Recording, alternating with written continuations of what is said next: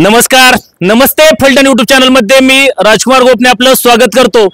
फलटण नगर परिषदेच्या आगामी पंचवार्षिक निवडणुकीसाठी आज मुंबई या ठिकाणी नगराध्यक्ष पदाचे आरक्षण जाहीर झाले आहे। यामध्ये फलटण नगर परिषदेचे नगराध्यक्ष पदाचे आरक्षण हे सर्वसाधारण झाले आहे।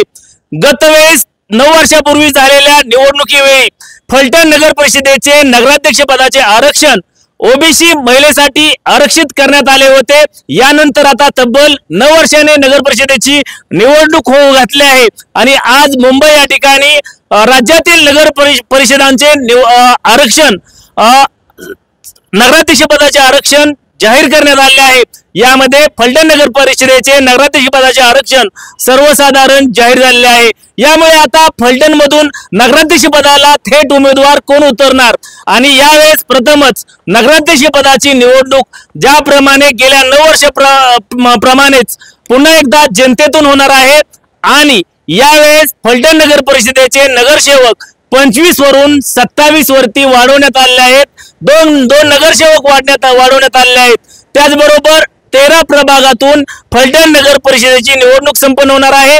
यामध्ये 12 प्रभागातून 2 नगरसेवक निवडून जाणार आहेत, तर 13व्या प्रभागातून 3 नगरसेवक नगरपालिकेमध्ये निवडून जाणार आहेत। आज नगराध्यक्ष पदाचे आरक्षण सर्वसाधारण जाहीर झाल्यानंतर पुन्हा एकदा आता मोर्चे बांधणीला जोरदार गती येणार आहे। भारतीय जनता पक्षाकडून या ठिकाणी नगराध्यक्ष पदासाठी शमशेर